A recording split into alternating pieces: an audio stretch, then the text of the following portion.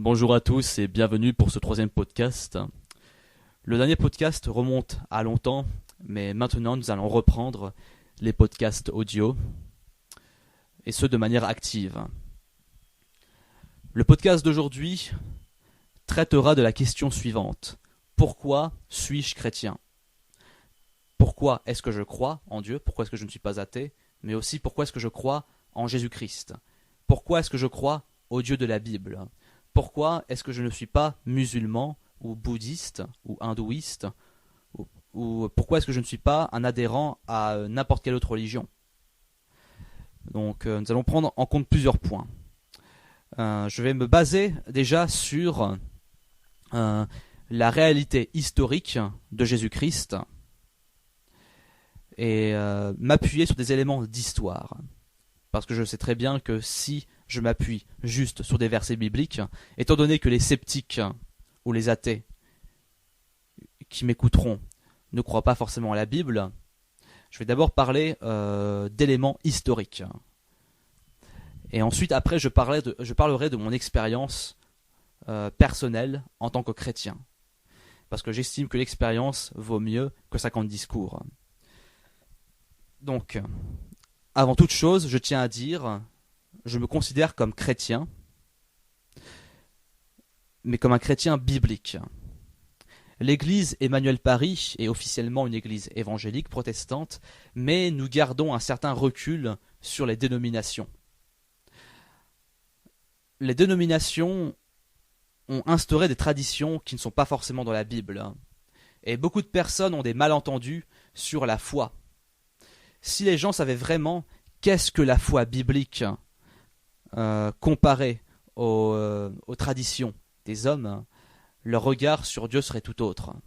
Il y a une grande différence entre ce que la tradition des hommes dit et ce que la Bible dit.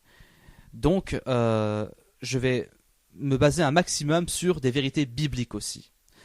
Comme je sais que la Bible ne sera pas assez pour les sceptiques, alors je vais aussi me baser sur des éléments historiques. À tous les sceptiques, les athées ou agnostiques qui m'écoutent, sachez que vous êtes néanmoins les bienvenus et j'espère que je prie sincèrement que ce podcast puisse vous édifier et puisse vous amener à vous poser des bonnes questions. Et concernant ceux qui adhèrent à d'autres religions, j'espère qu'à la fin vous comprendrez pourquoi est-ce que je crois en Jésus, et je vous inviterai en tout cas à vous poser davantage de questions sur Jésus-Christ. Donc, parlons de Jésus-Christ. Puisque Jésus est le centre du christianisme, il est donc important de parler donc de son existence et de voir qu'est-ce qui prouve que Jésus a existé. Il y a plusieurs documents de l'histoire qui parlent de Jésus, en fait. Les documents du Nouveau Testament sont les textes les plus anciens que nous ayons sur Jésus. Mais pour les sceptiques qui ne croient pas en la Bible ou qui doutent de la Bible, eh bien nous allons nous attarder sur des éléments historiques. Donc, lorsqu'on regarde l'exemple de Justin Martyr, c'était un philosophe devenu chrétien, mort décapité. Il a vécu de l'an 100 jusqu'à l'an 165 après Jésus-Christ. Certes, il a vécu après que Jésus soit apparu. Néanmoins, il y a des choses qui montrent que Jésus-Christ a vraiment existé à l'époque de Ponce Pilate. Donc, lorsque Justin écrit à l'empereur Antonin le Pieux, vers l'an 150 après Jésus-Christ, il lui dit, je cite, « Vous pourrez vous assurer que les faits sont véridiques en consultant les actes qui furent enregistrés sous Ponce Pilate. » Il écrit ça dans sa première apologie. Et à quoi il fait référence ici ? Il fait référence à la crucifixion de Jésus. Et concernant les miracles de Jésus, toujours dans sa première apologie, il écrit, je cite, « Vous pourrez facilement vérifier qu'il a réellement accompli ces miracles en lisant les actes de Ponce Pilate. » Donc, ici, Justin Martyr nous dit que si vous voulez vérifier l'existence de Jésus, eh bien, vous pourrez chercher dans les archives qui ont été enregistrés à l'époque de Ponce Pilate. Sachant que Jésus a été crucifié et condamné sous le règne de Ponce Pilate, enfin dans la région où Ponce Pilate gouvernait, il est normal qu'il reste des archives. Tout comme aujourd'hui, pour les tribunaux, quand il y a un procès, il reste des archives. Il y a des archives qui sont enregistrées. Et donc à l'époque, ils avaient aussi leur méthode d'enregistrement. Donc on voit bien que Justin invite la personne à qui il écrit de vérifier par lui-même. Donc il ne lui dit pas « crois de manière aveugle », mais il lui dit « tu peux vérifier ». Si tu ne me crois pas, alors toi qui es empereur, monsieur Antonin le Pieux, eh bien, va voir les archives qui ont été enregistrées sous Ponce Pilate. Certains me diront « oui, mais Justin, c'était un chrétien. Donc là, il a un parti pris. » Dans ce cas-là, prenons des exemples de documents non chrétiens. Prenons l'exemple d'un certain Joseph, qui était un chef militaire juif pendant la guerre contre Rome. Il a vécu de l'an 37 après Jésus-Christ jusqu'à l'an 97. Certains me diront, mais il a vécu après que Jésus soit venu. Oui, c'est vrai. Mais toutefois, que dit-il dans son recueil Antiquité juive de l'an 93 ? Il dit « Jésus, qui était un homme sage, si toutefois on doit le considérer comme un homme, tant ses œuvres étaient admirables, des chefs de notre nation l'ayant accusé devant Pilate, celui-ci le fit crucifier. Il leur apparut vivant et ressuscité le 3e jour. » Ensuite, toujours dans ses Antiquités, il écrit, je cite, « Anan le jeune, qui avait reçu le grand pontificat, réunit un Sanhédrin, traduisit devant lui Jacques, frère de Jésus, appelé le Christ, et certains autres, en les accusant d'avoir transgressé la loi et les fit lapider. » Donc certaines critiques avaient des doutes concernant l'historicité totale de la première phrase, enfin, du premier segment que j'ai cité. Mais actuellement, aujourd'hui, l'authenticité globale du passage n'est plus mise en doute. Ensuite, prenons pour exemple une lettre envoyée par un Syrien nommé Marabar Sérapion à son fils Sérapion. Cette lettre date de environ 73 après Jésus-Christ. Et alors qu'il est en prison, il encourage son fils à poursuivre la sagesse en soulignant que ceux qui persécutent les sages ont des problèmes. Donc il prend comme exemple les morts de Socrate, de Pythagore et de Christ. Et concernant Jésus-Christ, il dit, je cite, « Quel avantage les Juifs ont-ils gagné à exécuter leur roi sage ?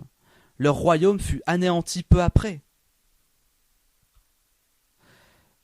Donc ça, c'était un exemple de personnes qui, même si elles n'étaient pas chrétiennes, reconnaissaient l'existence du Christ. Donc à l'époque, même les non-chrétiens reconnaissaient l'existence de Jésus.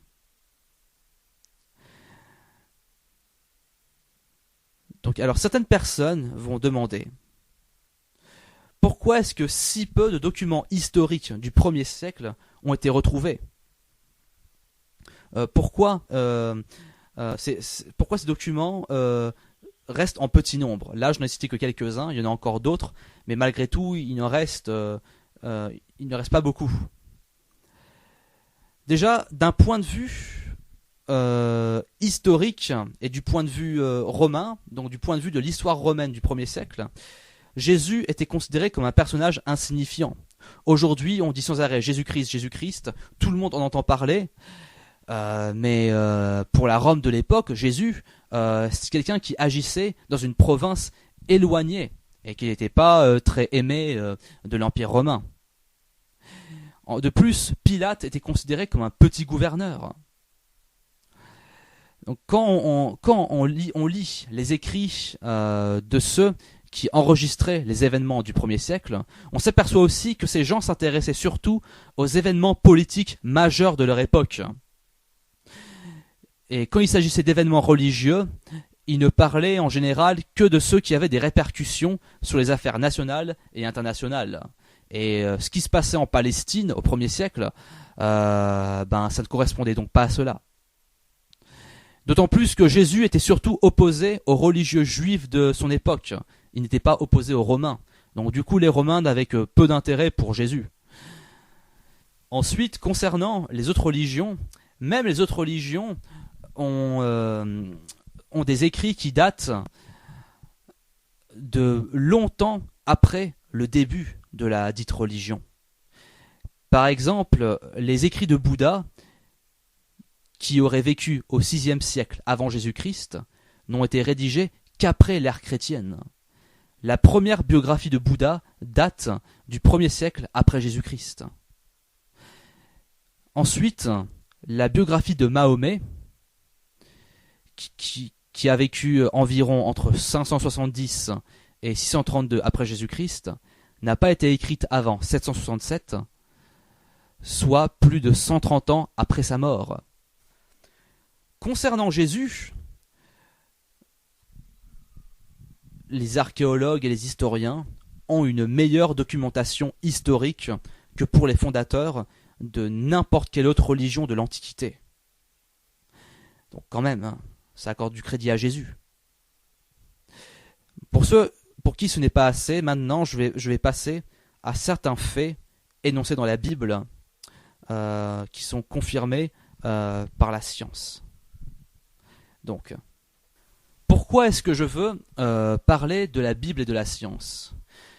Parce que l'un des préjugés que les gens ont sur la Bible et la science, c'est que la science aurait prouvé que la Bible a tort. Mes chers amis, c'est tout le contraire.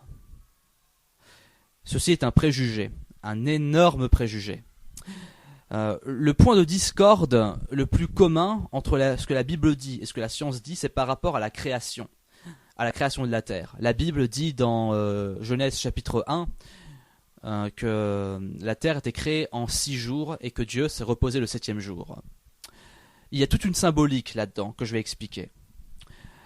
Certains scientifiques disent que il a fallu des millions d'années pour que la terre soit créée. Mais si vous étudiez bien, au final, c'est un faux débat. Je tiens à vous rappeler une chose.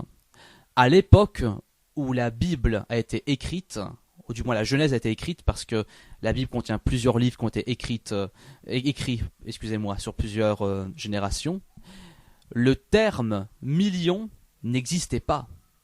Il fallait donc utiliser un langage que les gens de l'époque pouvaient comprendre. D'autant plus que l'Ancien Testament a été écrit en hébreu. Les Hébreux aiment beaucoup les métaphores et les expressions, et la Genèse est bourrée de métaphores. Si vous lisez la Genèse en hébreu, c'est un autre monde. Donc ça sert à rien de se disputer pour ça. Mais je vais aborder la question plus tard. D'abord, je voudrais qu'on aille sur les faits scientifiques qui ont été écrits dans la Bible et que la science a plus tard validé. Donc lisons dans Job chapitre 38. Job chapitre 38. Donc pour ceux qui n'ont pas de Bible, j'ai mis une Bible en ligne dans la description de la vidéo. Job 38, et lisons d'abord verset 19. Où est le chemin qui conduit au séjour de la lumière ? Et les ténèbres, où ont-elles leur demeure ? Et plus tard, verset 24, dans le même chapitre, verset 24. Par quel chemin la lumière se divise-t-elle ? Et le vent d'Orient se répand-il sur la terre ? Ok, donc. Le fait que la lumière a un mouvement qui ne peut demeurer que sur un chemin, que dans un chemin, c'est une découverte scientifique qui n'a été découverte qu'au XXe siècle. Mais pourtant, dans la Bible, c'était déjà écrit, sachant que les écrits de la Bible datent de plusieurs millénaires. C'est fort quand même. Prenons un autre passage dans Job chapitre 37, donc le chapitre juste avant, Job 37, et lisons au verset 7. Donc Job 37, verset 7. Il met un sceau sur la main de tous les hommes, afin que tous se reconnaissent comme ses créatures.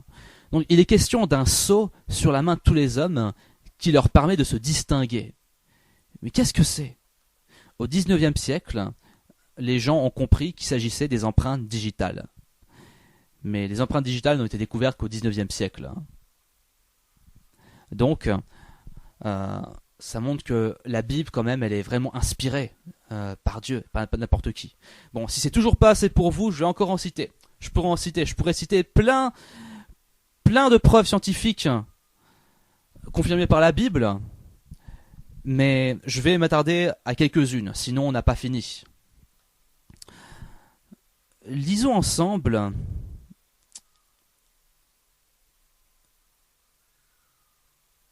dans Jérémie, chapitre 33, au verset 22. Donc Jérémie, c'est un prophète, donc le livre du prophète Jérémie, chapitre 33, verset 22. Jérémie, chapitre 33, verset 22. Donc, comme ça vous laisse du temps pour retrouver le passage, si jamais vous n'êtes pas habitué à lire la Bible. Voilà, donc Jérémie, chapitre 33, verset 22. De même qu'on ne peut compter l'armée des cieux, ni mesurer le sable de la mer, de même je multiplierai la postérité de David, mon serviteur, et les Lévites qui font mon service. Donc ici, il est question du nombre des étoiles. Les étoiles ne peuvent pas être comptées. Et pour ceux qui ont du doute sur le terme l'armée des cieux, pour ceux qui pensent que l'armée des cieux ça peut faire référence à autre chose et non pas aux étoiles, eh bien, lisons aussi dans Genèse, au chapitre 15, histoire de dissiper les doutes. Genèse, chapitre 15.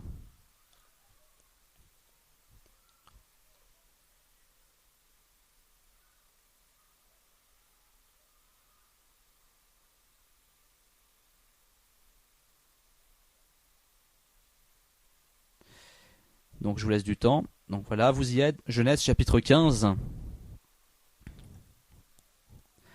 verset 5. Et après l'avoir conduit dehors, il dit, regarde vers le ciel et compte les étoiles si tu peux les compter. Et il lui dit, telle sera ta postérité. Donc Dieu parle à Abraham en disant, compte les étoiles si tu peux les compter. Donc il est impliqué ici que les étoiles, on ne peut pas les compter. Hipparque, en 150 avant Jésus-Christ, avait estimé le nombre des étoiles à 1026.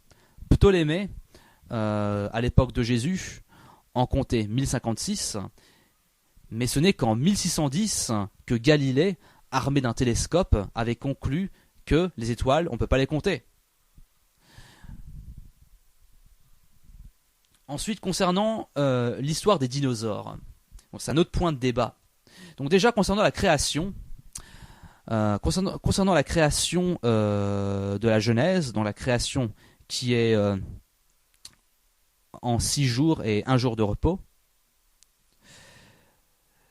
ce n'est pas 6 jours littéraux. Pourquoi ? Ce n'est pas 6 jours dans le sens de 6 fois 24 heures. Parce qu'il est écrit dans Genèse chapitre 1, veuillez suivre avec moi, donc Genèse chapitre 1.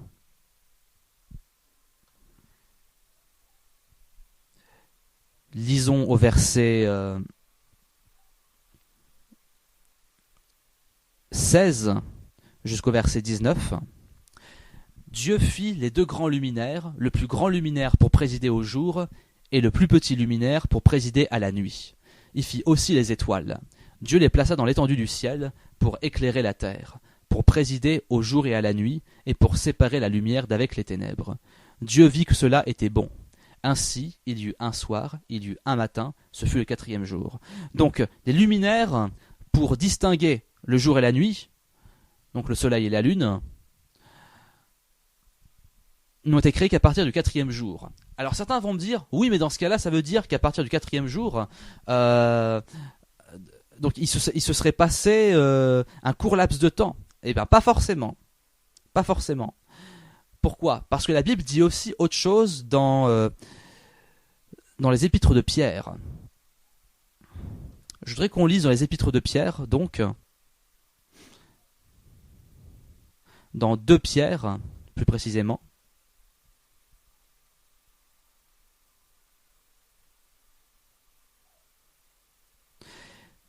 au chapitre 3.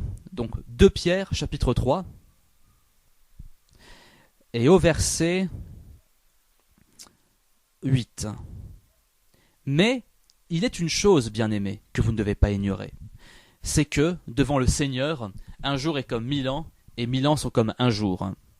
Donc on voit ici que Dieu n'a pas forcément la même notion du temps que nous.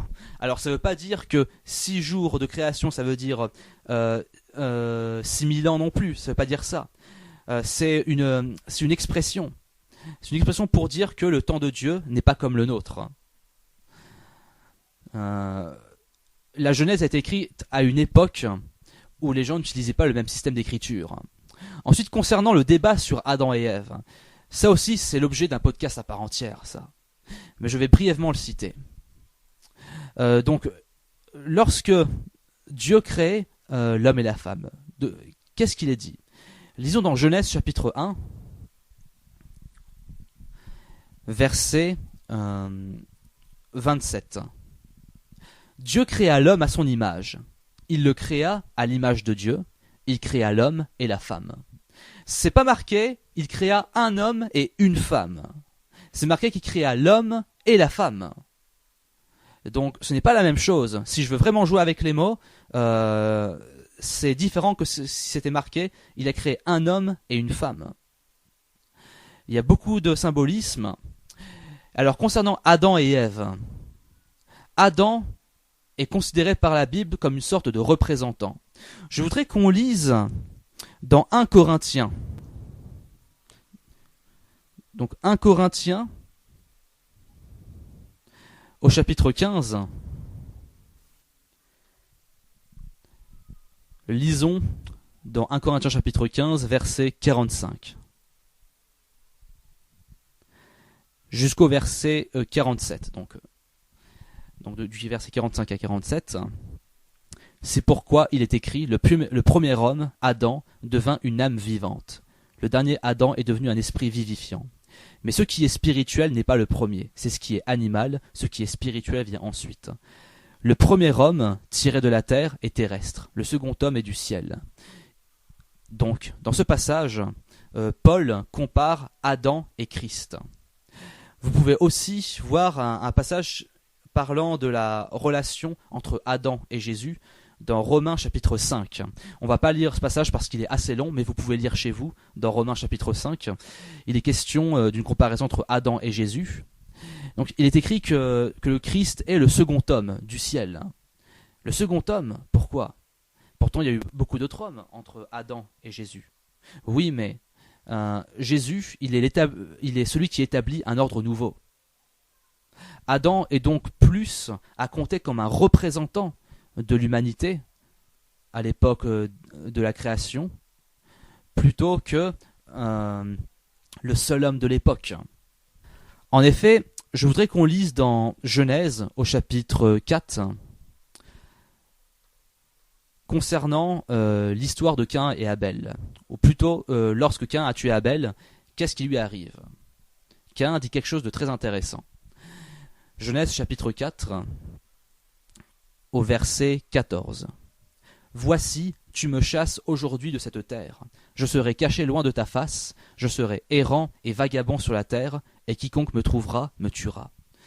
Donc Caïn a peur, il a peur de se faire tuer. Mais pourtant il y a eu Adam, Ève, puis ils ont eu comme enfants Caïn et Abel. Donc qui va tuer Caïn? Donc rien n'empêche Dieu d'avoir créé d'autres êtres humains à cette époque-là. Donc, si on décortique la Genèse, si on lit un peu entre les lignes, on peut deviner que Adam et Ève n'étaient pas les seuls, mais que Adam était considéré comme un représentant. Cependant, la Bible ne parle pas en termes scientifiques, parce que la Bible n'est pas un livre de science. Elle n'a pas prétention à être un livre de science. Elle a avant tout un message à nous faire passer. La science et la Bible peuvent se compléter. La Bible n'explique pas comment fonctionne le ciel, elle nous explique comment aller au ciel. Et quand je parle de ciel, je ne parle pas de ciel physique. Le ciel, le paradis dans la Bible, ce n'est pas le ciel physique. Le ciel, ça fait référence au monde spirituel. Bref, il y a aussi toutes sortes de théories concernant les enfants que Adam aurait eus, parce qu'en effet, dans Genèse au chapitre 5, au verset 4, il est écrit que Adam a engendré des fils et des filles. Cette théorie explique que comme Adam et Ève ont eu beaucoup d'enfants, certainement ces enfants se sont reproduits entre eux. Alors pour nous, citoyens du XXIe siècle, ça paraît bizarre, pour nous c'est incestueux. Mais n'oublions pas une chose, c'est que à l'époque, dans les temps anciens, ça se faisait. Pourquoi ? Parce qu'à cette époque-là, il n'y avait pas de problème lié à la consanguinité, puisque le génome était pur. Mais les choses ont déraillé à cause du péché. Parce que le péché, transmis d'homme en homme, n'a pas que déglingué l'homme spirituellement. Il a aussi eu des conséquences physiques sur l'homme. C'est pour ça qu'à partir de la loi de Moïse, les relations entre frères et sœurs ont été interdites. Bref, il y a toutes sortes de théories, mais cela montre que la Genèse ne doit pas être prise à la légère. Cela montre que la Genèse, c'est vraiment un livre complexe et qu'on ne peut pas juger à l'emporte-pièce, comme font beaucoup de personnes aujourd'hui. La Bible a un langage pour exprimer les choses. La science utilise un autre langage pour les exprimer. Donc, ce n'est pas la peine de faire une guerre entre science et Bible. Il y a aussi d'autres éléments concernant les parallélismes qu'on peut établir entre la Bible et la science. Par exemple, dans Job, au chapitre 28, il est écrit que l'air a du poids. À une époque, la science disait que l'air n'avait pas de poids. Mais aujourd'hui, la science confirme que l'air a un poids. Plus précisément, Job, chapitre 28, verset 25. Ensuite, dans Job, toujours dans Job, chapitre 38, au verset 16, il est question de sources dans la mer. À une époque, la science pensait qu'il y avait des sources, donc qu'il n'y avait pas de source, qu'il n'y avait pas de source dans la mer et que la mer était nourrie par la pluie et les rivières. Mais aujourd'hui, la science est d'accord pour dire qu'il y a en effet des sources dans la mer. La Bible confirme aussi beaucoup d'autres choses. On ne va pas toutes les lire, sinon on y est encore demain. Mais si vous recherchez par vous-même, vous verrez qu'il y a beaucoup de choses qui concordent entre science et Bible. Seulement, c'est la culture et le formatage sociétal et ce qu'on nous apprend aussi à l'école ou bien dans les traditions humaines qui nous fait faire fausse route. Bref, maintenant passons à un autre sujet. Un sujet que beaucoup de gens font ressortir, ce sont les soi-disant contradictions de la Bible. Je dis bien soi-disant parce que, je le dis et je le répète, il n'y a pas de contradiction dans la Bible. Il y a des choses qui peuvent nous paraître contradictoires lorsqu'on ne connaît pas le contexte, lorsqu'on n'étudie pas un petit peu la culture de l'époque. Il y a aussi certaines choses qui nous font faire fausse route. Encore une fois, je disais que la culture ou la société nous faisait croire des choses qui ne sont même pas marquées dans la Bible. Par exemple, j'ai déjà connu des athées qui ont dit « Mais enfin, rien n'indique que Jésus est né un 25 décembre. Pourquoi est-ce que vous fêtez la naissance de Jésus le 25 décembre ?» Et c'est vrai, la Bible n'en parle pas. Mais ça, ce n'est pas la faute de la Bible. Ça, c'est la faute des traditions humaines. Donc ce n'est pas la Bible à remettre en cause, mais la tradition. Il faut faire attention aux dogmes inventés par les hommes et qui ne sont pas marqués dans la Bible. Moi-même, je suis d'accord, Jésus n'est pas né le 25 décembre et ça fait déjà un temps que j'arrête de célébrer Jésus le 25 décembre. Il y a des gens qui essayent de trouver des contradictions en se basant sur des dogmes qui ne sont pas bibliques ou en se basant sur des spéculations et des documents soi-disant historiques qui sont soit démentis plus tard, soit sur lesquels les historiens ne sont pas d'accord. Et oui, les historiens ne sont pas tous d'accord. Ce n'est pas parce que vous avez lu qu'il est écrit telle chose dans le livre de tel auteur athée ou opposé à la Bible que ce qu'il écrit est vrai.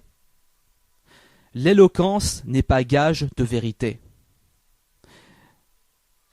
Les savants musulmans ou les gens qui sont athées comme Richard Dawkins, Christopher Hitchens, ils savent parler aux gens, ils sont très éloquents, mais si vous étudiez vraiment le fond de leur pensée, il y a beaucoup de failles.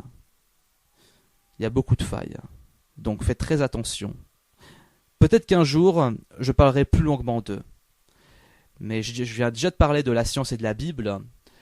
Et là maintenant, j'ai envie de m'attarder un petit peu plus sur les choses qu'on reproche au texte biblique cette fois-ci. Donc, par exemple, l'histoire de Judas, la mort de Judas. La mort de Judas nous est contée de deux manières différentes, deux récits qui semblent contradictoires. Lisons d'abord dans l'évangile de Matthieu, au chapitre 27, du verset 3 jusqu'au verset 8. Alors Judas, qui l'avait livré, voyant qu'il était condamné, se repentit, et rapporta les 30 pièces d'argent aux principaux sacrificateurs et aux anciens, en disant « J'ai péché en livrant le sang innocent. » Ils répondirent « Que nous importe? Cela te regarde. » Judas jeta les pièces d'argent dans le temple, se retira, et alla se pendre. Les principaux sacrificateurs les ramassèrent et dirent « Il n'est pas permis de les mettre dans le trésor sacré, puisque c'est le prix du sang. » Et après en avoir délibéré, ils achetèrent avec cet argent le champ du potier, pour la sépulture des étrangers. C'est pourquoi ce champ a été appelé champ du sang jusqu'à ce jour.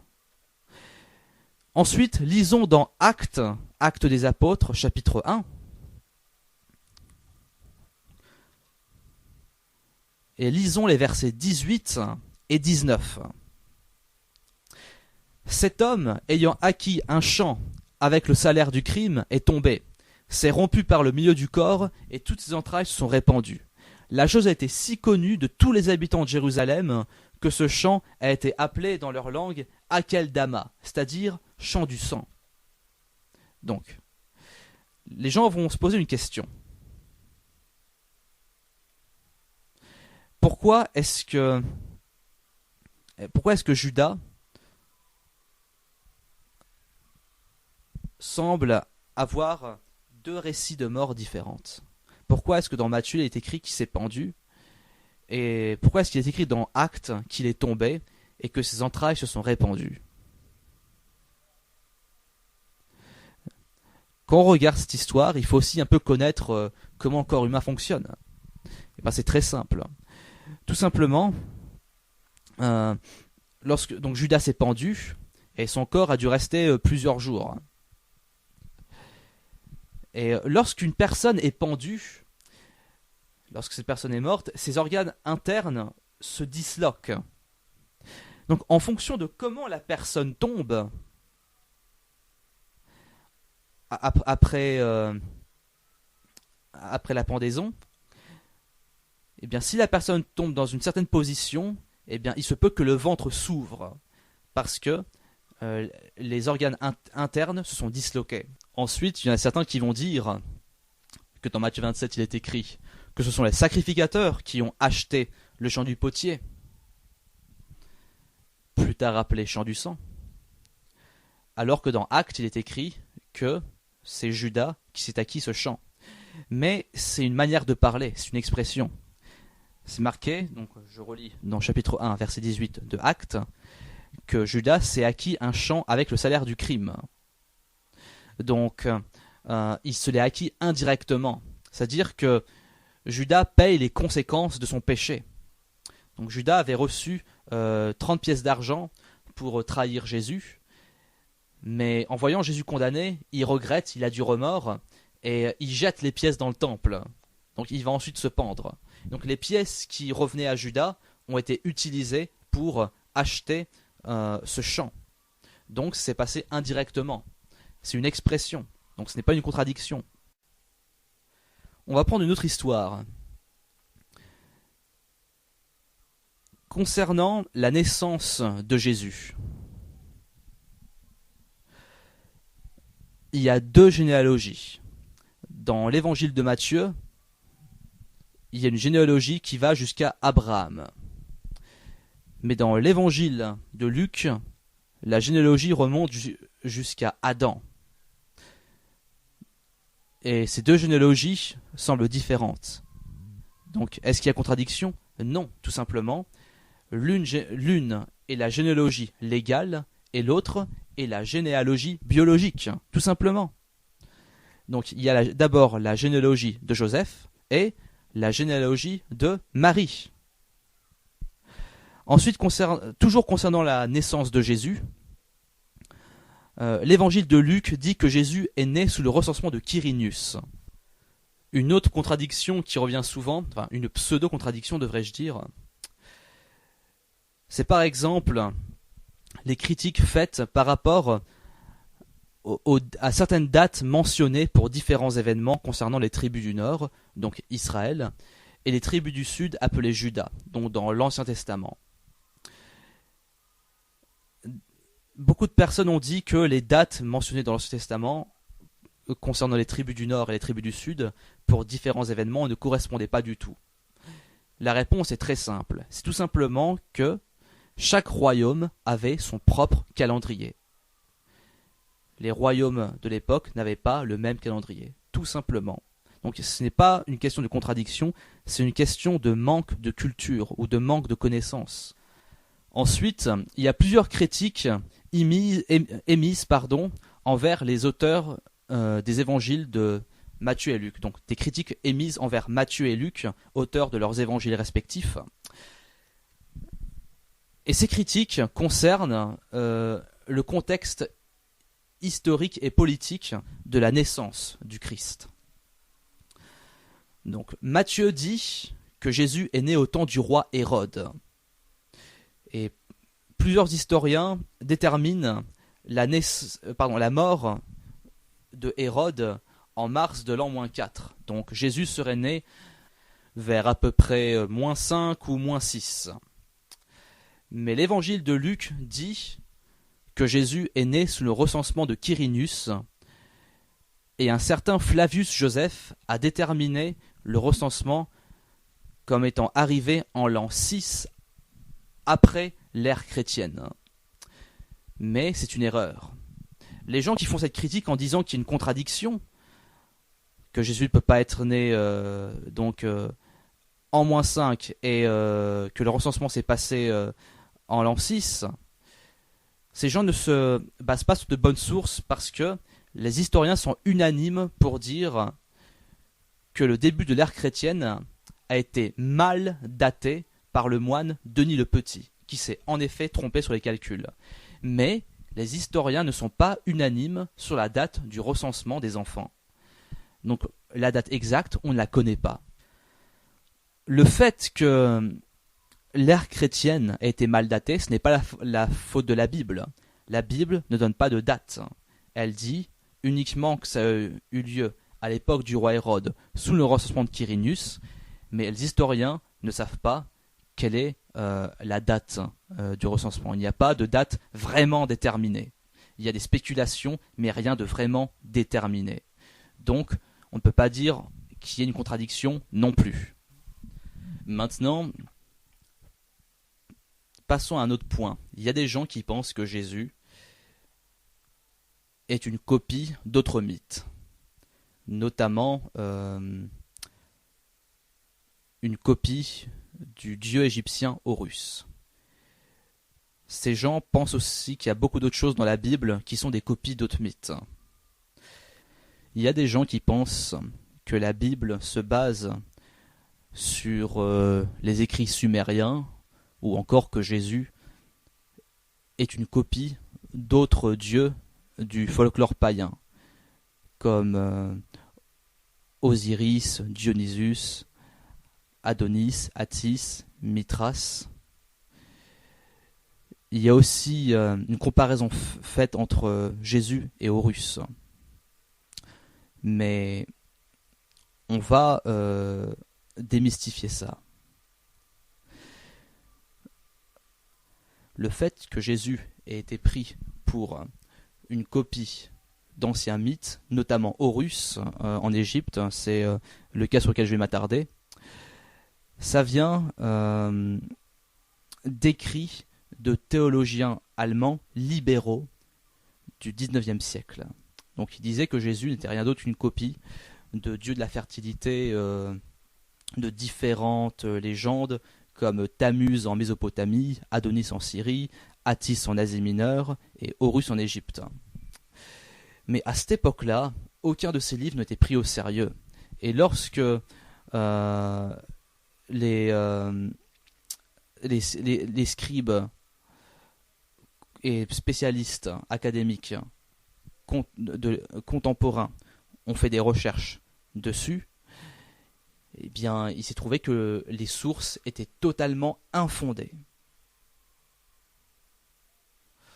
Et la raison pour laquelle ces théories ont été ressuscitées, en quelque sorte, c'est surtout à cause de l'apogée de l'Internet et de la distribution d'informations de toutes sortes de sources. Sur Internet, on peut trouver tout et n'importe quoi. Prenons l'exemple de la comparaison faite entre Jésus et Horus. Il y a des gens qui pensent que Jésus et Horus sont pareils parce qu'ils sont nés un 25 décembre. Bon, déjà, j'avais expliqué que le 25 décembre, c'est même pas dans la Bible. Qu'à l'âge de 30 ans, ils ont été baptisés en quelque sorte et qu'ils ont commencé un ministère, que Horus avait aussi 12 disciples et plein d'autres choses, notamment la résurrection après 3 jours. Mais si on examine bien ces choses, on voit que c'est de la pure mauvaise foi ou de la pure légende urbaine. Cela est arrivé à cause d'un film appelé Zeitgeist. Ce film appelé Zeitgeist affirmait les choses que je viens de dire, donc que Jésus et Horus avaient beaucoup de points communs, mais si on regarde les écrits de Horus, donc pas le film, mais les écrits sur Horus, si on les examine attentivement, on voit que Horus est né d'Isis et que Isis n'était pas une vierge, d'autant plus que les peintures murales d'Isis la montrent avec le pénis en érection d'Osiris pour concevoir Horus. Donc, elle n'était pas vierge. Ensuite, certains gens disent que Horus avait 12 disciples. Mais les écrits sur Horus montrent que Horus n'avait que 4 disciples, mais qu'à un certain moment de son histoire, il y avait 16 personnes qui le suivaient. Et un groupe de personnes sans nombre exact qui l'a rejoint dans la bataille. Jésus, lui, avait bien 12 disciples, enfin 12 apôtres, qui étaient proches de lui, et il avait envoyé, évangélisé, 70 disciples, lorsqu'il a commencé à les envoyer pour chasser des démons, faire des miracles, et guérir les gens. Ensuite, parmi les autres affirmations qui se trouvent sur Horus, beaucoup pensent que Horus a fait des miracles et qu'il a chassé des démons et qu'il a ressuscité des morts et qu'il a marché sur l'eau. Alors certes, Horus, dans la légende, a peut-être fait des miracles. De toute façon, les miracles, c'est commun à toutes les histoires parlant de Dieu. Donc ce n'est pas une surprise. Mais il n'y a pas de texte mentionnant Horus qui chassait des démons ou ressuscitait des morts ou marchait sur l'eau, par exemple.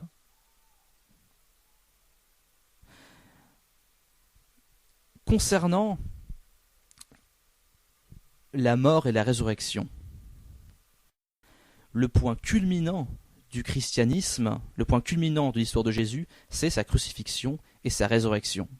Sa crucifixion pour nous sauver des péchés, pour prendre les péchés à notre place, pour nous pardonner, pour que nous soyons rachetés, et sa résurrection qui fait que maintenant il est notre avocat auprès du Père. Donc, les écrits sur Horus disent qu'il serait fait tuer, qu'il aurait ressuscité après 3 jours. Mais la vérité, c'est qu'il y a toutes sortes de versions de sa mort, mais il n'y a pas de récit, il n'y a pas de texte montrant que Horus aurait été enterré pendant 3 jours. Et il n'y a pas de mention concernant le fait qu'il aurait ressuscité. Il y a par contre un passage des écrits des légendes égyptiennes comme quoi Osiris, selon une tradition enregistrée au 1er siècle par le romain Plutarque, aurait été découpé en 14 morceaux par son ennemi Typhon, et que les morceaux auraient été dispersés dans le Nil. Donc la femme d'Osiris, Isis, a pu rassembler 13 morceaux, mais il manquait l'organe sexuel qui aurait été mangé par un poisson. Et donc elle en a fait un nouveau en or afin que Osiris lui fasse naître Horus en elle, mais Osiris n'a pas été complètement ressuscité. Il était ranimé d'une certaine manière, mais il n'a pas régné en tant que Dieu sur la terre. Il a régné en tant que Dieu de l'autre monde, et non pas en tant que Seigneur vivant, comme Jésus-Christ. Donc même s'il y a peut-être 2-3 points communs, mais qui sont un peu normaux concernant les dieux, parce que de toute façon il y a toujours des points communs entre les religions, il faut quand même pas abuser en pensant que Jésus et Horus se ressemblent. C'est pas du tout la même chose. Bon, il y a d'autres comparaisons concernant les récits de Mitra par exemple, ou encore les Sumériens ou Krishna, mais j'en parlerai dans un autre podcast, car c'est aussi un autre sujet à part entière. C'est très intéressant, mais je démontrerai aussi pourquoi ces choses sont en fait totalement infondées. Bref. Concernant les Sumériens, je ne vais pas en parler beaucoup. Je vais faire un podcast, mais pour aujourd'hui, je vais juste me contenter de dire que concernant l'histoire du déluge dans la Bible et celle des Sumériens, on voit que les dieux des Sumériens et le dieu de la Bible ont quand même une attitude très différente. La raison pour laquelle il y a eu un déluge à l'époque de Noé, si vous lisez Genèse chapitre 6, c'est parce que l'homme était devenu mauvais. Très mauvais. L'homme était devenu mauvais à un point qu'il n'y avait plus d'espoir pour lui. Mais Dieu a sauvé Noé et sa famille, et il a commencé une nouvelle histoire à travers lui. Mais la raison pour laquelle les dieux sumériens se mettent en colère, c'était parce que les humains faisaient trop de bruit. Ce qui est quand même très différent de l'être humain qui est devenu mauvais. On voit dans le récit des Sumériens des dieux capricieux. Et l'arche de Noé, il y a des mesures exactes. Et il était prouvé que le bateau flottait bien. Il était prouvé qu'un bateau avec de telles mesures peut très bien flotter. Tandis que le récit sumérien du déluge, le bateau a une forme qui ne peut pas flotter et qui se renverse inéluctablement, étant donné qu'il a une forme rectangulaire. Avec une telle forme, ça ne peut pas flotter, tout simplement. Bon, ce ne sont pas les seuls arguments qu'il y a. Je ferai une étude entière là-dessus. Je ferai un podcast là-dessus un peu plus tard.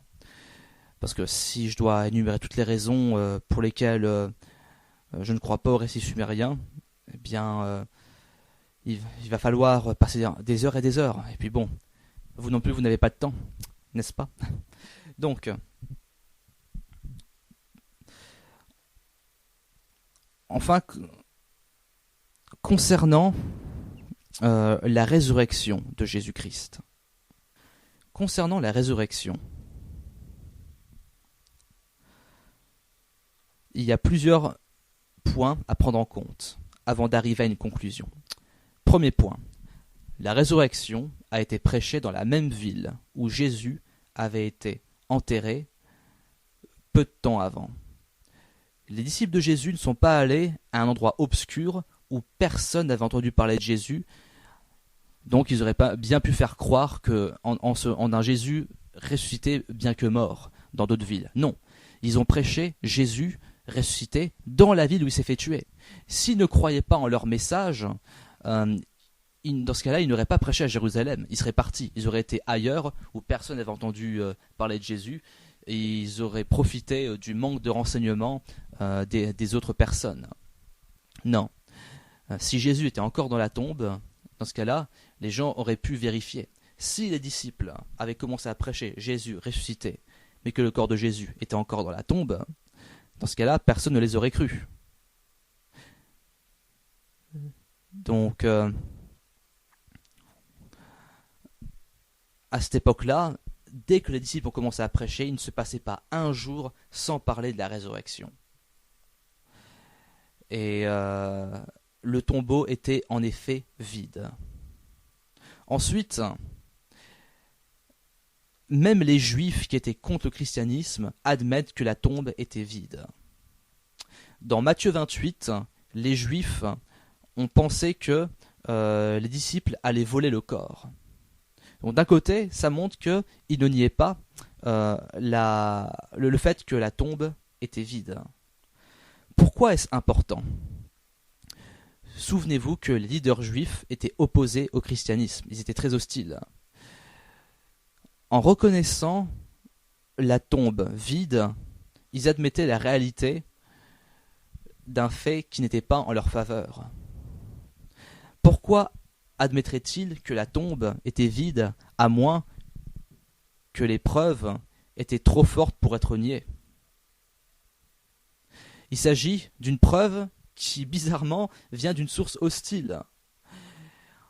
Et puis, dans son essence, si une source admet un fait qui n'est pas en sa faveur, ça veut dire que le fait est authentique. Troisième point à considérer. Les enregistrements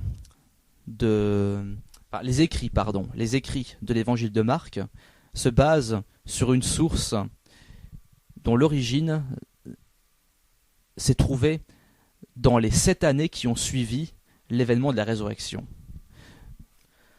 Cela montre donc qu'il était trop tôt pour que le tombeau vide ne soit qu'une légende. Pourquoi est-ce que je dis cela ? Qu'est-ce qui nous permet de nous assurer de cela ? Un commentateur allemand de l'évangile de Marc, un certain Rudolf Pesch, montre que cette source qui date d'avant l'évangile de Marc ne mentionne jamais le nom du souverain sacrificateur. Cela implique que Caïphe, qui était le souverain sacrificateur à cette époque, était encore souverain sacrificateur lorsque l'histoire a commencé à circuler. Donc, si ça avait été écrit après la fin du service de Caïphe, son nom aurait dû être utilisé pour le distinguer, pour faire la différence avec le souverain sacrificateur d'après. Mais, étant donné que Caïphe a été souverain sacrificateur de l'an 18 jusqu'à l'an 37, eh bien, cette histoire a commencé à circuler dans les 7 premières années après les événements de la résurrection. Donc, pas après l'an 37. Donc à ce moment-là, il était encore souverain sacrificateur, montre que c'était trop tôt pour que ce soit une légende. Quatrième point, l'histoire de l'enterrement est l'un des meilleurs faits établis sur Jésus. Pourquoi ? À cause de l'inclusion de Joseph d'Arimathée. Celui qui a enterré le Christ était un certain Joseph d'Arimathée, qui était un membre du Sanhédrin. la Cour suprême juive. Et les gens de cette classe supérieure étaient trop connus pour ne pas accepter ce genre de mensonge. Donc, le fait que Jésus était enterré est bien vrai, parce que si l'enterrement était légendaire, dans ce cas-là, cela entrera en conflit avec les traditions des Juifs qui n'acceptaient pas les histoires fictives comme cela. Mais en quoi c'est un rapport avec le fait que le tombeau soit vide? C'est quoi le rapport? C'est quoi la preuve? Je vais y venir. Un peu de patience, s'il vous plaît. Pour l'instant, je fais que citer des points qui vont montrer une conclusion, qui vont venir à une conclusion. Donc, tout simplement, l'enregistrement de l'enterrement et celui de la tombe vide ont des liens de grammaire et de linguistique qui montrent qu'ils sont un événement continu, un récit continu.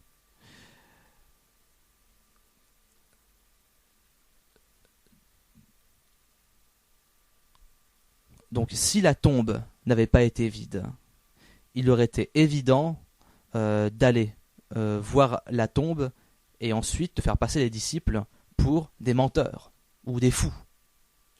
Cinquièmement, la tombe de Jésus n'a jamais été vénérée comme un temple. Et c'est frappant, parce que c'était une tradition du 1er siècle d'établir un temple sur le site où se trouvaient les ossements d'un homme saint.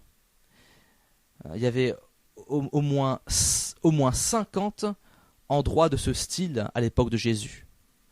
Mais comme il n'y avait pas de temple pour Jésus à ce moment-là, il n'y a pas de temple qui a été fait pour Jésus par la suite, donc cela suggère que ces os n'étaient pas là. 6e point, le récit de Marc concernant le tombeau vide est simple et ne montre aucun signe de développement légendaire. Donc c'est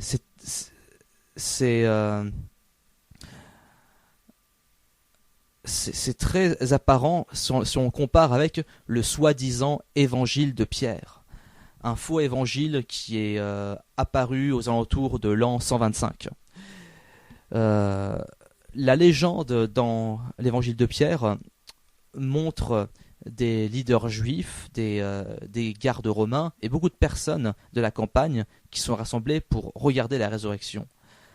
Alors 3 hommes sortent de la tombe avec leurs têtes qui atteignent les nuages et une croix parlante sort de la tombe. C'est à ça que ressemble une légende. Mais Marc décrit les choses de manière très simple. Il ne fait pas il fait pas de symbolisme bizarre comme ça. Donc ce n'est pas une fiction, parce que les fictions à l'époque étaient enregistrées avec un certain langage. La manière d'écrire des évangiles et du reste de la Bible, cela a été écrit à la même manière qu'un récit. Il y a aussi d'autres éléments de la Bible qui montrent qu'il s'agit d'un récit. C'est que lorsque Jésus dormait dans le bateau, c'est marqué Jésus s'assoupit sur un coussin. Et à l'époque, on ne faisait pas de tels détails dans les légendes. Dans une légende, on aurait été pas mal indifférent sur quoi Jésus serait assoupi. Ce n'est que dans les siècles récents qu'on a commencé à incorporer des petits détails comme ça. Ils auraient juste marqué Jésus s'est endormi, et non pas Jésus s'est endormi sur un coussin. Le fait qu'ils soient endormis sur un coussin ou autre, c'est quelque chose qui pourrait nous indifférer, mais cela montre que c'était un récit. Le genre de petits détails comme ça, c'était dans les récits, pas dans les légendes. Mais revenons à la résurrection. Excusez-moi pour cette petite parenthèse. Donc, en 7e, la tombe a été découverte vide par des femmes. Pourquoi est-ce que c'est important de le souligner? Parce que le témoignage des femmes dans la culture juive du 1er siècle était considéré comme insignifiante. Donc si c'était une légende, dans ce cas-là, il aurait été raconté que c'était des hommes des disciples hommes qui auraient fait la découverte en premier. Le fait que des femmes méprisées, dont le témoignage était considéré comme insignifiant, cela montre l'assurance que Dieu a en son récit. Donc à aucun moment la parole n'est embellie pour satisfaire les besoins de l'époque, pour satisfaire les oreilles des gens de l'époque. Donc Dieu veut dire que ça vous plaise ou non, ce sont des femmes qui ont découvert le tombeau vide. Donc après, il y a toutes sortes de théories comme quoi il aurait été possible que le corps du Christ soit volé par les disciples, mais les spécialistes et les théologiens les plus sérieux se mettent d'accord pour dire que c'est insensé.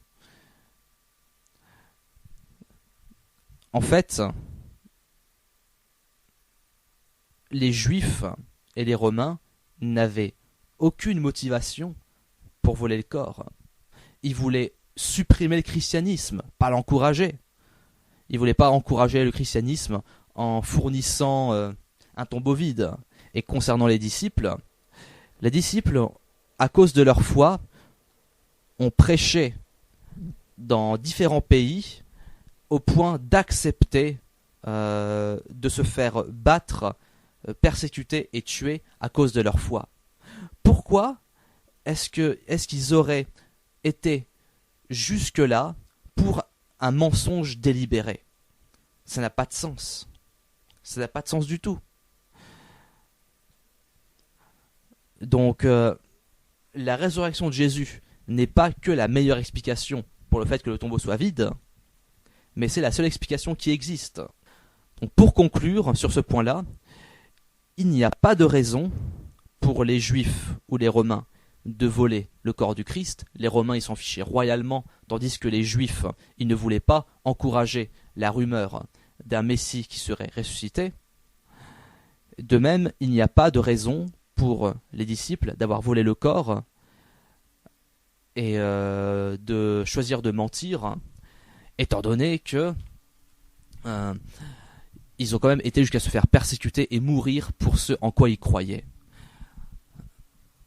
Pourquoi est-ce qu'ils passeraient par tout cela pour un mensonge? Avez-vous une explication vraiment plausible? Pour ceux qui diront ils ont peut-être eu une hallucination, mais il est prouvé que les hallucinations collectives, ce n'est pas possible. De plus, il y avait 500 témoins de la résurrection. 500, pas un ou deux. Il y a plus de preuves de la résurrection de Jésus-Christ que de preuves concernant d'autres religions. Donc,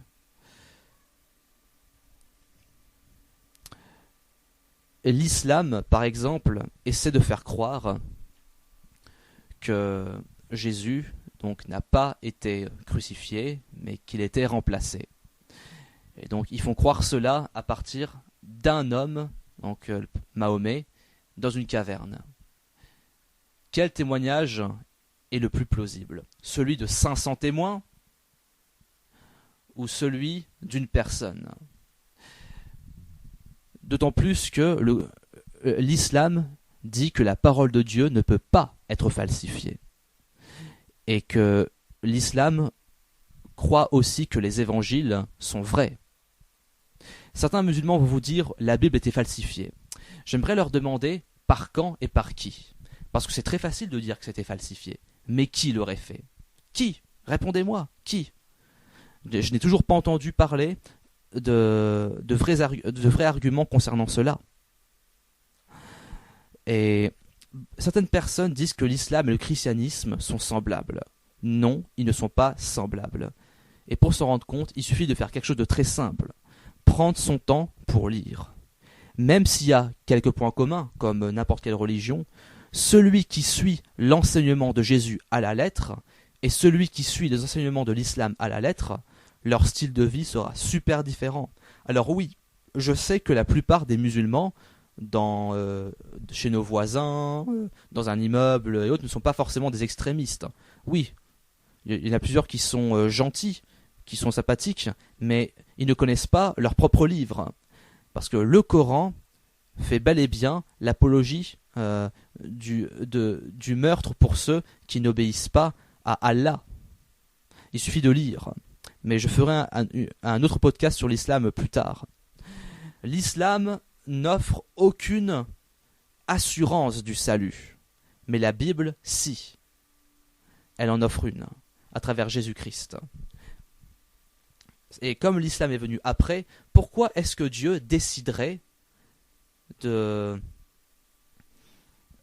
remplacer son message par un autre? L'Ancien et le Nouveau Testament sont différents, mais ils ne sont pas contradictoires. Le Nouveau a énormément de prophéties de l'Ancien qui sont accomplies. L'Ancien Testament a plusieurs prophéties parlant de la venue de Jésus, de sa souffrance, de sa gloire. Et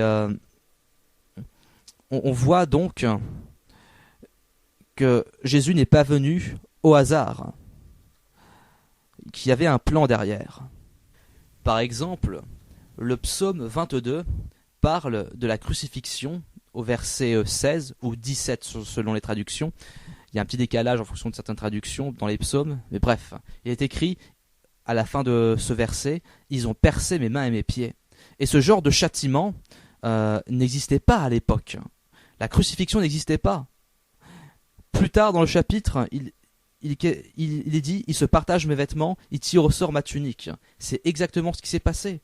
Lorsque Jésus était en train de mourir, des soldats romains, de manière indifférente, partageaient au sort sa tunique. Donc la crucifixion a été prédite plusieurs centaines d'années avant qu'elle existe. La crucifixion n'existait pas à l'époque du roi David. Le fait de percer les mains et les pieds de quelqu'un pour le faire mourir, ça n'existait pas. Il y avait des combats à l'épée, mais il n'y avait pas encore de torture bien spécifique qui consistait à percer les mains et les pieds. Et concernant les musulmans, je sais que beaucoup de musulmans ne sont pas méchants. Pourquoi ? Parce qu'ils suivent leur morale, tout simplement. Mais s'ils lisent leurs livres, ils verront qu'il y a beaucoup de choses à remettre en question. L'islam prétend qu'un ange s'est révélé à Mahomet. Et que cet ange lui aurait donc enseigné ce que donc l'islam enseigne. Mais que dit la Bible ? Lisons dans Galates chapitre 1.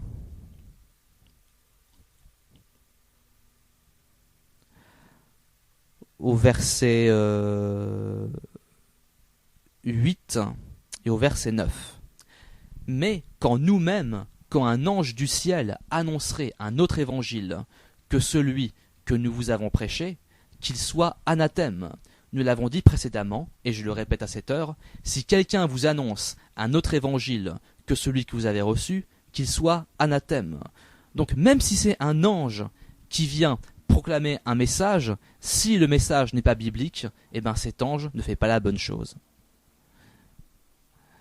De plus, il ne faut pas oublier que la Bible dit aussi que Satan se déguise en ange de lumière.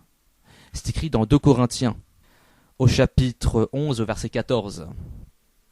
Donc, ce n'est pas étonnant qu'il y ait toutes sortes de croyances qui prétendent avoir reçu un message des anges, mais qui ne se conforment pas au christianisme biblique, et qui ne se conforment pas à ce que la Bible dit. Et certains me diront, oui, mais qu'est-ce qui prouve alors que l'ange qui a annoncé la venue de Jésus, dans ce cas-là, ce n'était pas Satan qui se déguise en ange de lumière? Tout simplement parce que l'ange qui est apparu pour prophétiser la venue de Jésus n'a fait que confirmer ce qui était écrit dans l'Ancien Testament. Donc, il ne s'agit pas d'un ange qui a annoncé quelque chose au hasard. Il s'agit d'un ange, donc notamment l'ange Gabriel, qui a annoncé à Marie que le Messie allait naître selon les prophéties écrites dans l'Ancien Testament. Donc c'est un ange qui garde une logique biblique et qui continue dans le sillon des prophéties. Tandis que si un ange ne continue pas dans le sillon des prophéties, et se met à raconter quelque chose qui n'est pas biblique, dans ce cas-là, il ne faut pas lui faire confiance. Et cela montre aussi qu'il ne faut pas faire le culte marial. Un jour, on m'a dit que les apparitions mariales sont prouvées. Quand bien même elles seraient prouvées, et je pense que c'est peut-être vrai, ce n'est pas pour autant qu'elles viennent de Dieu. Parce que la Bible ne dit nulle part qu'il faut adorer Marie, ou qu'il faut passer par Marie. La Bible dit qu'il faut passer par Jésus-Christ, personne d'autre. Il n'y a que Jésus-Christ. Je voudrais qu'on lise dans Actes, au chapitre 5, chapitre 4, pardon. Donc, le temps que vous retrouviez. Donc, c'est dans Actes des Apôtres, chapitre 4.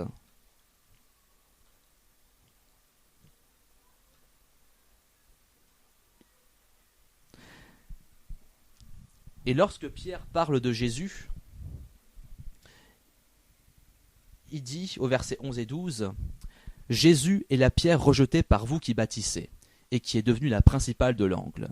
Il n'y a de salut en aucun autre, car il n'y a sous le ciel aucun autre nom qui ait été donné parmi les hommes, par lequel nous devions être sauvés. » Amen.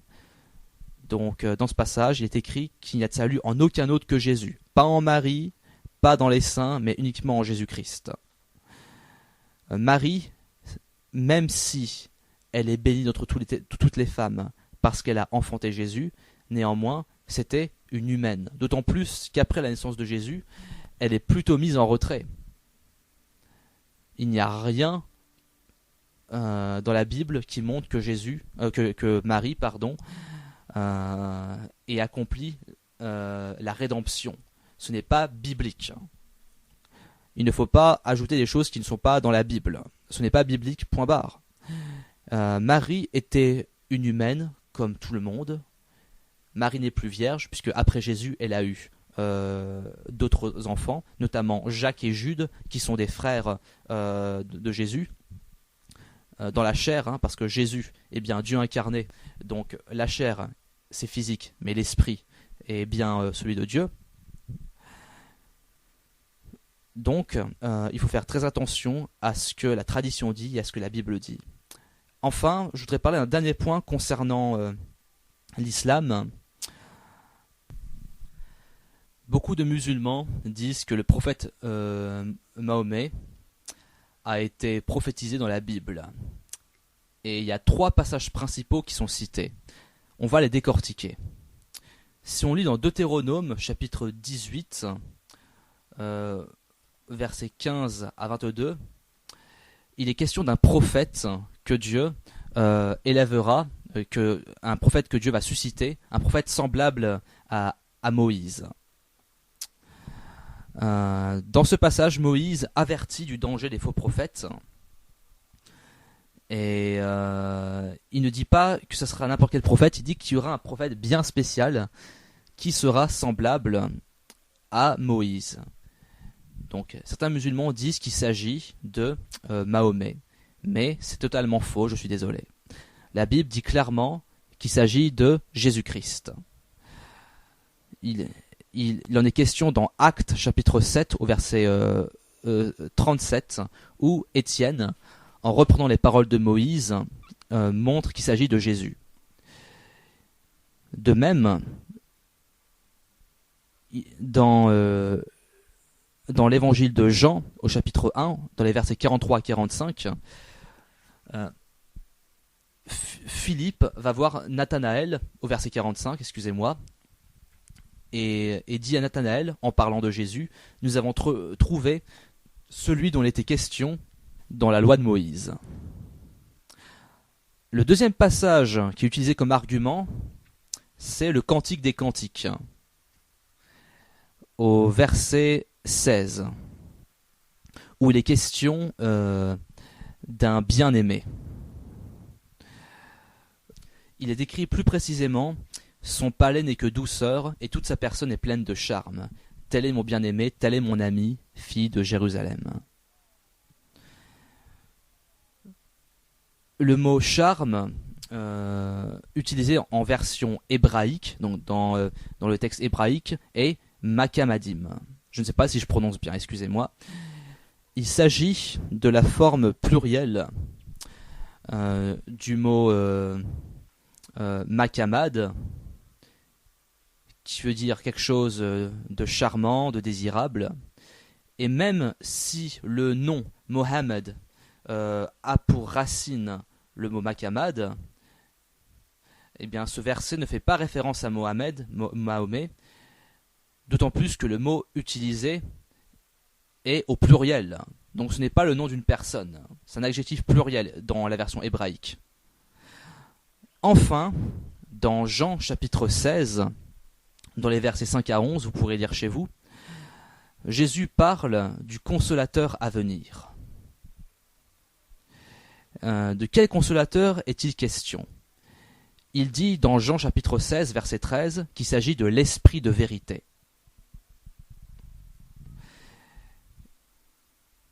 Et donc il s'agit du Saint-Esprit. Et le Saint-Esprit, où est-ce qu'il est venu ? Il est venu dans Actes chapitre 2. Si vous voulez voir, on va retourner dans Actes cette fois-ci, au chapitre 2. Et c'est marqué au verset 4, « Ils furent tous remplis du Saint-Esprit et se mirent à parler en d'autres langues selon que l'Esprit leur donnait de s'exprimer. » Donc il s'agit bel et bien de l'Esprit de Dieu, et donc il s'agit bien d'un esprit et non pas d'un prophète. Donc à aucun moment la Bible ne parle de Mahomet, ou alors il faut vraiment tordre les versets. À chaque fois qu'on vous dit que la Bible avait prophétisé Mahomet, je suis désolé, mais c'est tordre les versets. C'est prendre un verset et le tordre de toutes sortes de manières. Bon, jusqu'à présent on a parti la théorie. Mais maintenant je veux parler brièvement de mon expérience en tant que chrétien. Donc, pour ma part, comment est-ce que je suis devenu chrétien ? Il y a des gens qui vous raconteront toutes sortes de témoignages. Il y a des gens qui vont vous dire « avant j'étais athée, avant j'étais bouddhiste, avant j'étais hindouiste, avant j'étais musulman et je suis devenu chrétien ». Moi j'étais un cas un petit peu à part parce que je croyais en Dieu, mais je voyais Dieu comme un Dieu lointain. Je ne regardais pas Dieu comme un Dieu d'amour. Je regardais Dieu, comment dire ? Il y a des gens qui pensent que Dieu n'existe pas, et d'autres qui pensent que Dieu existe, mais ne se soucie pas de nous. Et moi, je faisais partie de la seconde catégorie. Et comment est-ce que je suis devenu chrétien ? Au départ, quand j'étais plus jeune, j'ai toujours cru en Dieu, j'ai toujours cru en un créateur, mais je ne savais pas définir comment il était. J'allais à l'église quand j'étais petit, mais bon, quand on est petit, on ne comprend pas forcément grand-chose. À partir de l'âge de 12 ans, j'ai commencé à me désintéresser de la religion.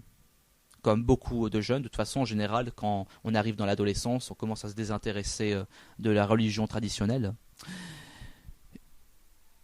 Mais un jour,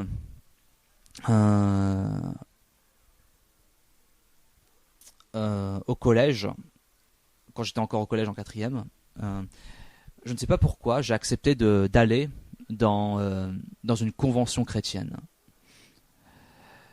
Je croyais en Dieu, mais j'y croyais à ma manière. Et quand j'étais dans cette convention chrétienne, j'étais étonné de voir des gens qui louaient Dieu de manière vivante. Des gens qui chantaient de joie. Pas des vieux chants qui ressemblent à des oraisons funèbres ou des chants froids, mais vraiment des chants de joie avec guitare, piano, batterie et un sens du rythme, mais aussi une vraie joie qu'il y a dans... on pouvait sentir la joie pas seulement dans la musique, mais aussi dans les cœurs des gens.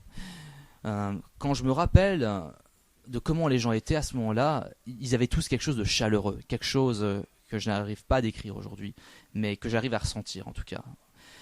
Et lorsque le pasteur qui était invité a commencé à prêcher, bon, déjà j'étais surpris parce que c'était pas un pasteur en costard cravate ou en toge. C'était un pasteur qui était vêtu de manière très normale. Il était habillé en sweat, en jean et voilà. Comme quoi Dieu ne regarde pas aux apparences. Et lorsqu'il a prêché, il ne me connaissait même pas, je ne l'avais jamais rencontré, mais dans son message, je me reconnaissais. Dans ce qu'il disait dans son message, les paroles de la Bible qu'il disait et la manière dont il interprétait la chose et dont il s'adressait au public, ça me parlait. Et je ne sais pas pourquoi, mais à la fin, lorsqu'il a fait un appel, c'est-à-dire lorsqu'il a demandé aux gens de lever la main si les gens voulaient qu'on prie pour eux, eh bien, j'ai levé la main, je ne sais pas pourquoi, alors que pourtant j'étais très timide. J'ai levé la main et je suis venu au devant de l'estrade. Il a prié pour moi, il m'a fait répéter une prière. Et dans cette prière, il m'a demandé de pardonner à ceux qui m'avaient offensé. Et à cette époque-là, j'avais beaucoup de rancœur envers les gens qui m'avaient offensé. J'avais beaucoup de tristesse, j'avais beaucoup de solitude. J'étais un garçon très solitaire et je ne savais pas comment communiquer bien. Et lorsque j'ai prié en ouvrant mon cœur à Jésus, j'ai ressenti une paix énorme, mais une paix que je n'arrive pas à décrire avec des mots. Je me rappelle encore, en sortant de la salle, j'avais les yeux, mais gros. Je voyais des gens en train de pleurer. Pourquoi est-ce qu'ils pleuraient? Parce qu'en acceptant Jésus dans leur cœur, en acceptant le Seigneur, en priant à Dieu, toute leur peine et toute leur tristesse étaient ressorties. Et en ouvrant mon cœur à Jésus, j'ai ressenti une consolation des malheurs que j'avais vécus auparavant. Je ne comprenais pas encore bien tout à cette époque-là. Après, j'ai lu la Bible et j'ai étudié la Bible. J'ai déménagé parce qu'à l'époque, je vivais en province. Et après, mes parents ont dû déménager à Paris quand j'avais 15 ans, à cause du boulot. Et donc, je fréquentais une église à ce moment-là. Et j'ai appris comment était une foi vivante. Je découvrais une foi qui se basait vraiment sur la Bible. La raison pour laquelle les gens ont du mal à croire au Dieu de la Bible, c'est parce qu'ils ne l'expérimentent pas. Mais comment expérimenter le Dieu de la Bible? Eh bien, tout simplement, il faut revenir à la Bible, pas aux traditions des hommes. Le catholicisme a ajouté tellement de traditions que la pureté du message a été enlevée. Pourquoi est-ce que je crois à la vie après la mort? Dans Ecclésiaste, au chapitre 3, il est écrit que Dieu a mis en nous la pensée de l'éternité. Toutes les religions, et même les gens qui ne sont pas forcément religieux, lorsque la mort arrive, ou lorsqu'ils sont face à un décès, lorsqu'un proche décède, ou lorsqu'ils sont au cimetière, ils commencent à avoir des questionnements sur le monde spirituel, sur qu'est-ce qu'il peut y avoir après la mort. C'est pas quelque chose qu'on nous a appris à l'école, c'est quelque chose qui est en nous. Et la Bible dit que c'est Dieu qui a mis en nous cette pensée de l'éternité. Même les gens qui se disent athées, parfois quand la mort frappe, il y a toujours l'espérance, enfin peut-être pas pour tout le monde, mais il y a souvent l'espérance d'un monde meilleur après la mort. Même les gens qui ne croient pas en Jésus, y pensent. Donc c'est important de se demander pourquoi. Le psaume 42, au début du psaume, il est écrit « Comme une biche soupire après des courants d'eau, mon âme soupire après toi, ô Dieu ». Donc notre âme soupire après Dieu. Il y a une voix à l'intérieur de nous qui cherche Dieu, qui cherche l'Éternel. Et dans notre cœur, il y a quelque chose qui cherche des choses plus profondes. Augustin de Hippon était un homme qui cherchait les plaisirs, mais quand il s'est converti, quand il a offert son cœur à Jésus, il a trouvé une paix qu'il n'a trouvée nulle part ailleurs. Et il a confessé ensuite que son cœur cherchait la paix depuis toujours, mais il ne le savait pas. Ce n'est qu'en donnant son cœur à Jésus qu'il a réalisé que son cœur cherchait Dieu depuis toujours. L'homme cherche la paix. L'homme a été créé pour suivre quelque chose. Mais le problème, c'est que l'homme suit toutes sortes de choses et n'est pas heureux autant qu'il le devrait. Mais lorsqu'on retrouve Dieu, on a la paix.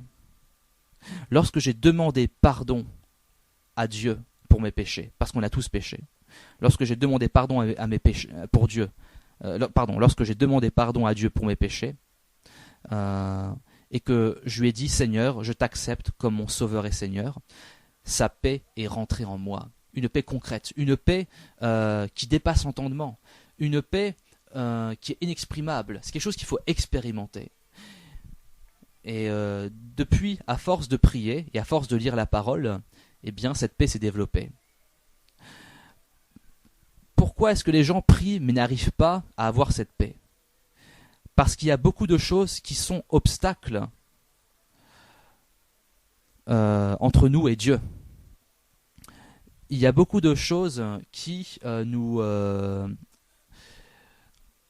qui nous coupe de Dieu. Le péché, c'est comme une puissance des ténèbres. Il y a la puissance de Dieu, mais malheureusement, il y a aussi la puissance des ténèbres. Et j'en parle dans mon premier podcast, vous pourrez vous y référer. Mais heureusement, il y a un moyen d'éradiquer cette puissance des ténèbres. Et pour ce faire, il faut prier à Dieu et lui dire « Seigneur, je te demande pardon, et dorénavant, je veux vivre avec toi. Sois mon Sauveur et Seigneur. » Si vous reconnaissez que Jésus-Christ est le Fils de Dieu et qu'il est le Messie envoyé par Dieu, que vous l'acceptez comme votre Sauveur et Seigneur, eh bien, vous serez pardonné. Dieu veut vous pardonner. Dieu vous aime. Dieu n'aime pas le péché, mais il veut vous sauver.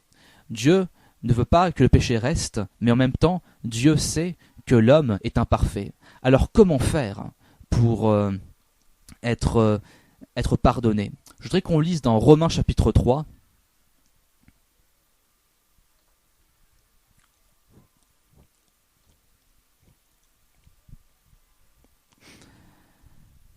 verset 21 jusqu'au verset 24.